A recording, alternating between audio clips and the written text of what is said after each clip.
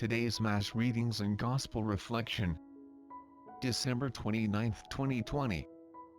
Tuesday, the 5th day in the octave of Christmas.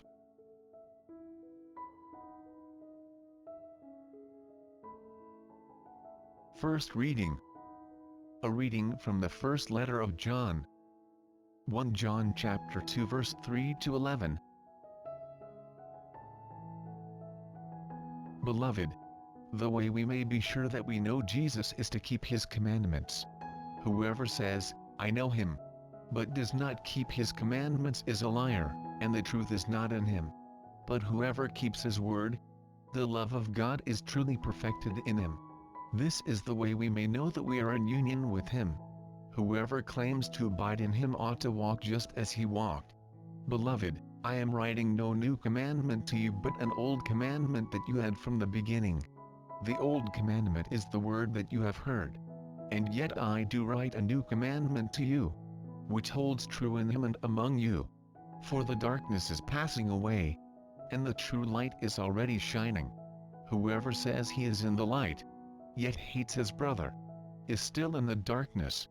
Whoever loves his brother remains in the light, and there is nothing in him to cause a fall. Whoever hates his brother is in darkness. He walks in darkness and does not know where he is going because the darkness has blinded his eyes. The Word of the Lord. Responsorial Psalm. Psalms chapter 96 verse 1 to 2a, 2b to 3 and 5b to 6.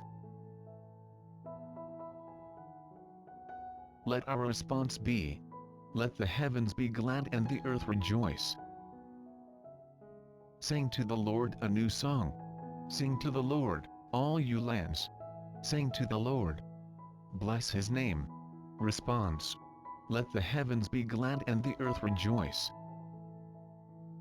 Announce his salvation, day after day. Tell his glory among the nations. Among all peoples. His wondrous deeds. Response. Let the heavens be glad and the earth rejoice. The Lord made the heavens. Splendor and majesty go before him. Praise and grandeur are in his sanctuary. Response. Let the heavens be glad and the earth rejoice. Gospel reading. A reading from the Holy Gospel according to Luke. Luke chapter 2 verse 22 to 35. When the days were completed for their purification according to the law of Moses, the parents of Jesus took him up to Jerusalem to present him to the Lord. Just as it is written in the law of the Lord, every male that opens the womb shall be consecrated to the Lord. And to offer the sacrifice of a pair of turtle doves or 2 young pigeons, in accordance with the dictate in the law of the Lord. Now there was a man in Jerusalem whose name was Simeon. This man was righteous and devout, awaiting the consolation of Israel, and the Holy Spirit was upon him. It had been revealed to him by the Holy Spirit that he should not see death before he had seen the Christ of the Lord. He came in the Spirit into the temple, and when the parents brought in the child Jesus to perform the custom of the law in regard to him, he took him into his arms and blessed God, saying, Lord, now let your servant go in peace. Your word has been fulfilled. My own eyes have seen the salvation which you prepared in the sight of every people, a light to reveal you to the nations and the glory of your people Israel.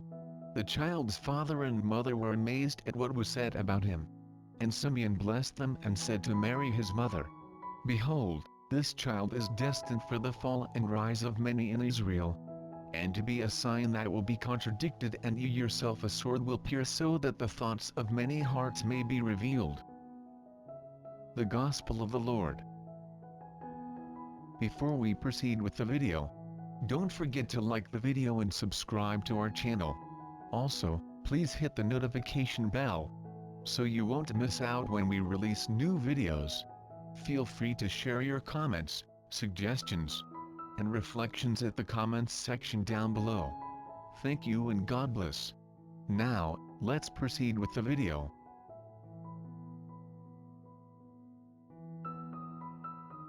The reflection on today's Gospel.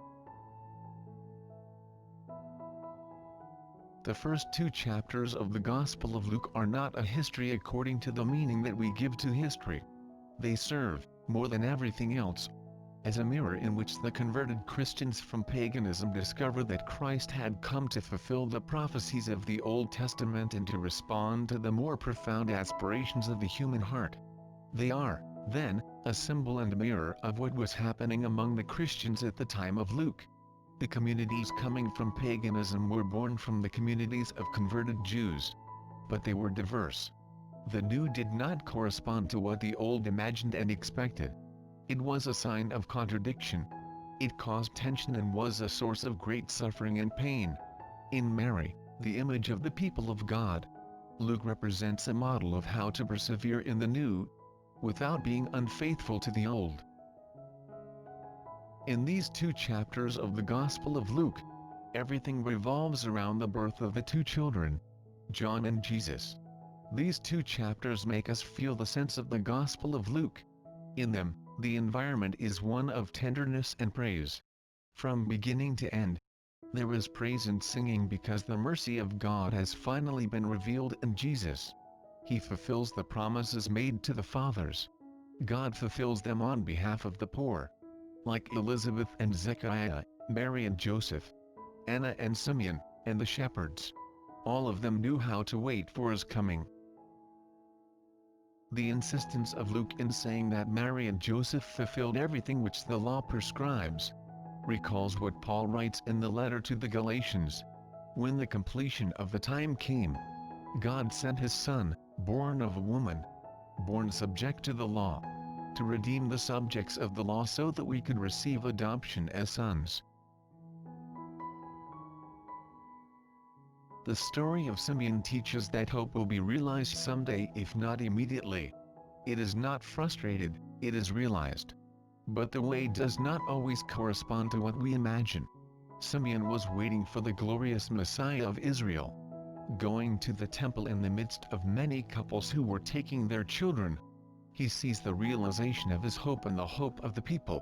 My eyes have seen the salvation, which you have made ready in the sight of the nations, a light of revelation for the Gentiles and glory for your people Israel. In today's Gospel, we have the preferred themes of Luke, which are an insistence on the action of the Holy Spirit, prayer and the prayer environment, continuous attention on the action and participation of the women, and a constant concern for the poor and the message for the poor. Would you be able to perceive the light to enlighten the nations in a poor child? Would you be capable of waiting your whole life for the realization of your hope? Sing a new song to Yahweh. Sing to Yahweh, all the earth. Sing to Yahweh, bless his name. Proclaim his salvation day after day.